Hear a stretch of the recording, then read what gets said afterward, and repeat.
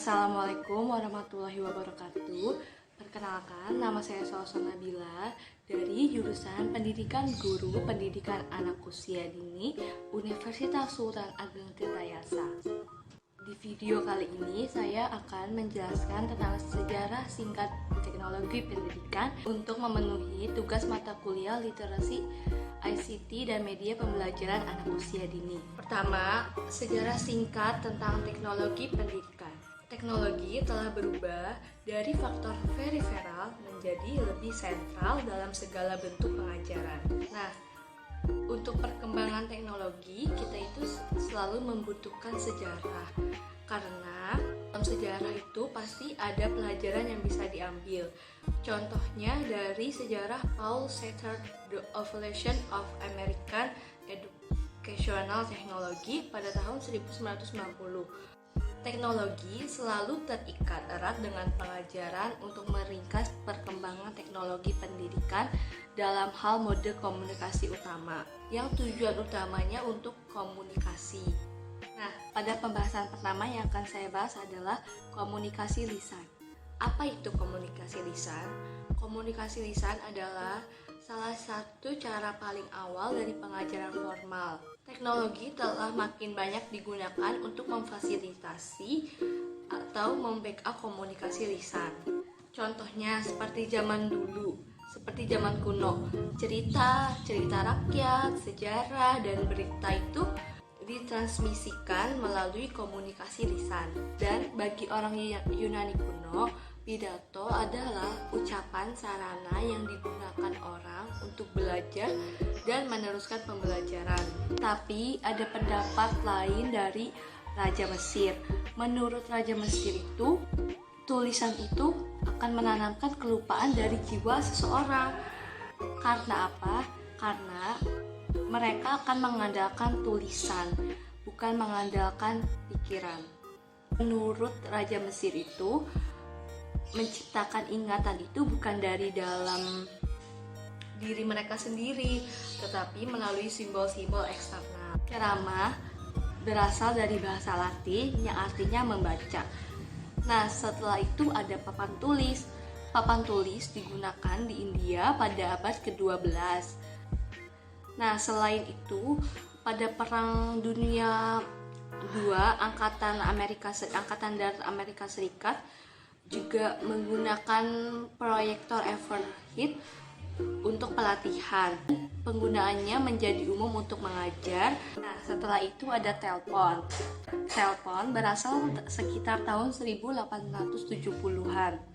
Telepon itu tidak pernah menjadi alat utama untuk pendidikan karena biayanya yang sangat mahal untuk beberapa panggilan.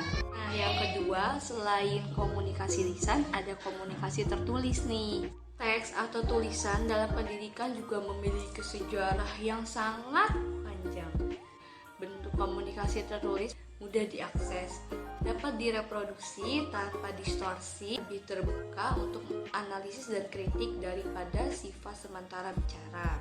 Pada abad ke-15, penemuan mesin cetak di Eropa adalah teknologi yang benar-benar mengganggu. Mengapa demikian? Karena pengetahuan tertulis jauh lebih bebas tersedia. Nah, selain itu ada siaran dan video.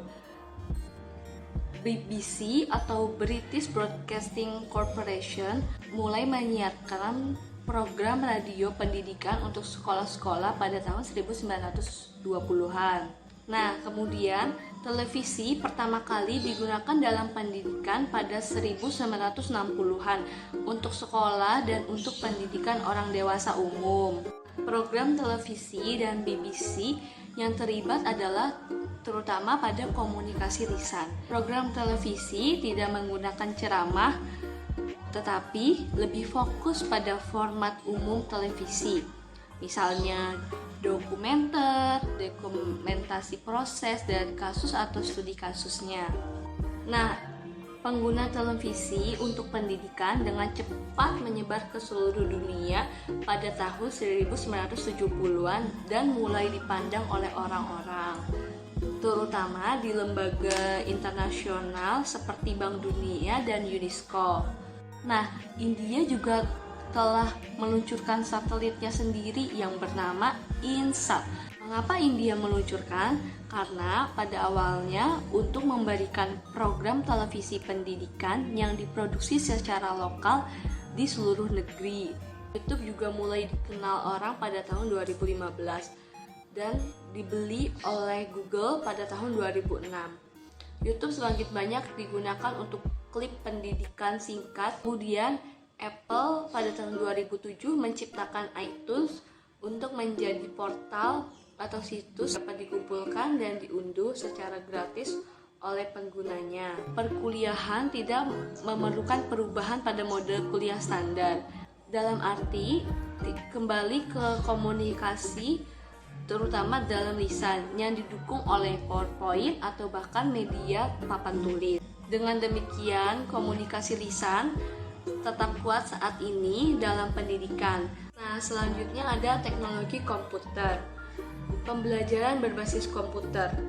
Nah, pada dasarnya pengembangan pembelajaran bertujuan untuk komputerisasi tanpa campur tangan manusia selain dalam desain perangkat keras dan perangkat lunak. Nah, selanjutnya ada jaringan komputer.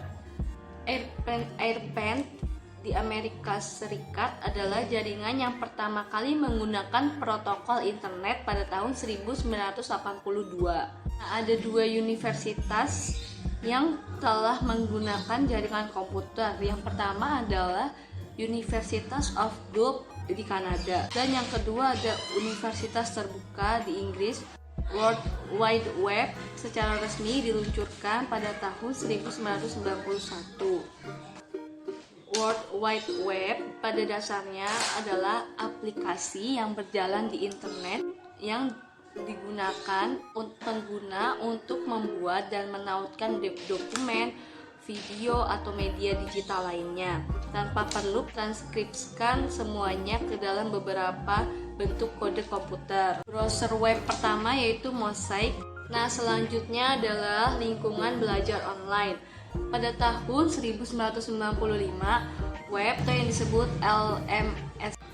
LMS ini menyediakan lingkungan pengajaran online di mana kontennya itu dapat diatur serta dapat menyediakan ruang yang bertujuan untuk pembelajaran, kegiatan siswa, penyertaan tugas, dan forum diskusi. Juga dapat memuat teks sebagai PDF atau slide.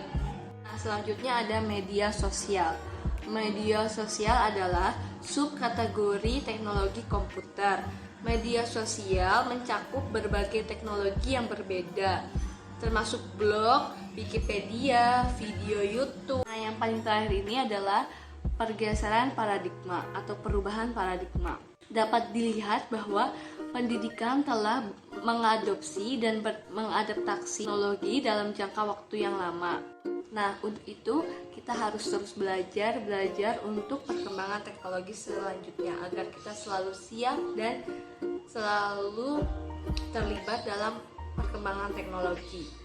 Sekian dulu video dari saya, semoga bermanfaat, kurang lebihnya mohon maaf. Saya akhiri dulu. Wassalamualaikum warahmatullahi wabarakatuh.